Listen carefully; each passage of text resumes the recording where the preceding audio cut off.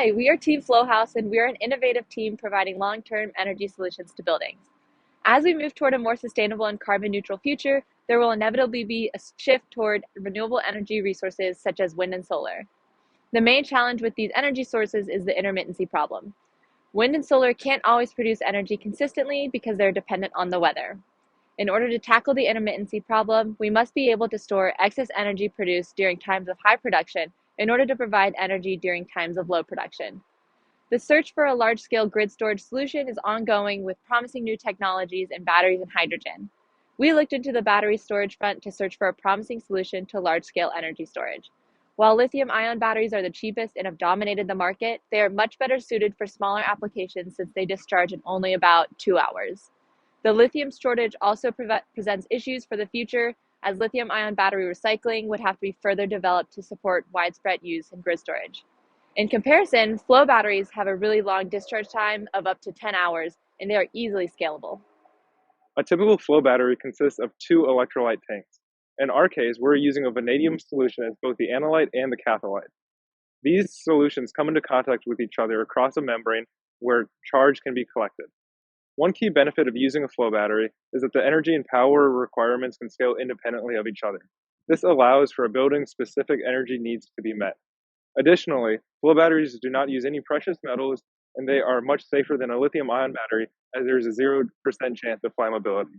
Coupling this with solar allows for a closed energy system that produces zero greenhouse gases.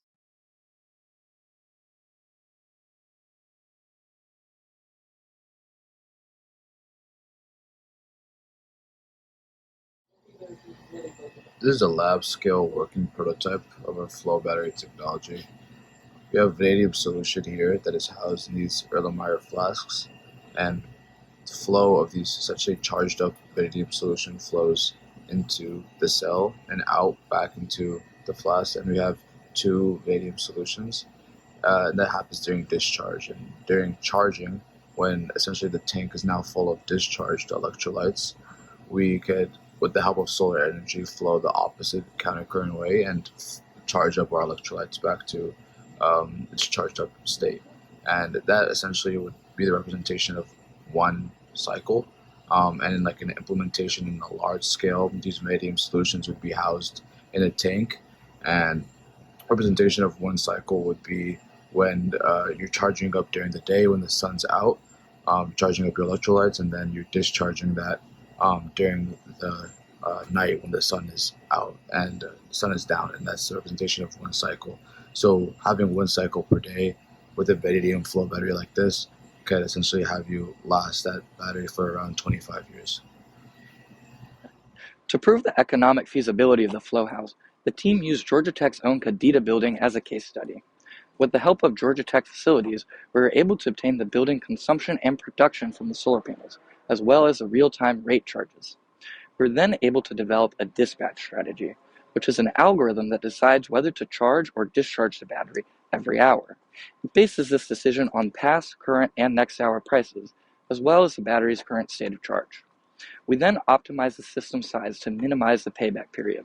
Assuming a $500 price per kilowatt hour, which the technology is predicted to reach in the next few years, the optimal size is 430 kilowatt hours and 160 kilowatts, and it achieved a payback period of just under 20 years. For this case study, we have decided to propose the battery be placed behind the Kadita building in this location. The reason for doing this is to cause the least amount of clash with existing greenery and to be put in a discrete location that would not cause large amounts of attention. The battery will be housed in an aluminum storage shed, aka called the FlowHouse, and this will be on a cement platform. The main reason the battery has to be housed in the FlowHouse is to maintain temperature control. The temperature of the vanadium solution must be regulated in order to prevent freezing or overheating. These temperature irregularities can cause the battery to not work properly. In order to make sure the temperature is regulated, we will have a geothermal system also installed in the FlowHouse. In order to tackle the climate control issue inside of the FlowHouse, we have decided to implement a geothermal heat pump. The system is designed to be buried right here up under the FlowHouse.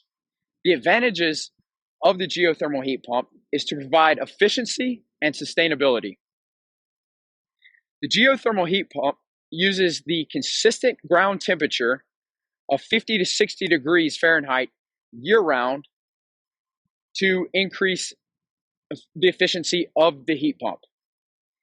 This uses less energy, therefore contributing to the decarbonization of campus.